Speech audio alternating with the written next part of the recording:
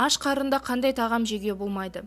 Қатты қарныңыз ашып тұрса да кез келген тағамды жеуге асықпаңыз. Аш қарынға әр тамақ жарамайтынын ескеріңіз. Егер асқазан ішек ауруына шалдыққыңыз келмейтін болса, аш қарынға төмендегі келтірген тағамдарды тұтынудан бас тартқаныңыз дұрыс. Біріншісі банан. Құрамында көп мөлшерде магний болатындықтан аш қарынға банан тұтыну адам ағзасының кальций, магнийлік теңгерімін бұзуы мүмкін. Бұл өз кезегінде жүрек қан тамыр ауруларына ұшыратуы мүмкін. Екіншісі апельсин. Асқазаныңыз газ бен қышқылға толып қалуы мүмкін. Және де суық сусындар. Олар асқазан мен ішектерді тітіркендіреді, нәтижесінде ферментті реакциялар бұзылып, аурулардың пайда болуына түрткі болады. Йогурт. Аш қарынға йогурт тұтынғанда ол өзінің біршама пайдалы қасиеттерінен айырылады.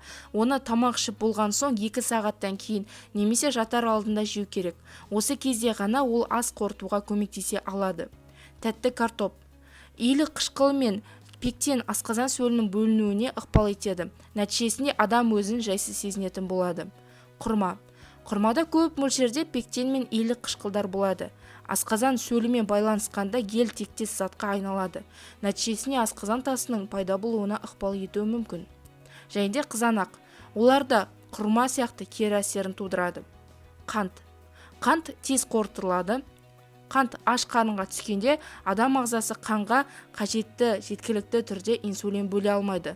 Бұл көз ауруының тууына әсер етуі мүмкін. Бұдан өзге қант қышқылды сілтілі теңгерімді бұза алатын қышқыл түзгіш тағам. Сарымсақ. Бұның құрамында аллицин, яғни асқазан мен ішек қабырғаларын тітіркендіреді. Бұл гастроспазм тудыруы мүмкін.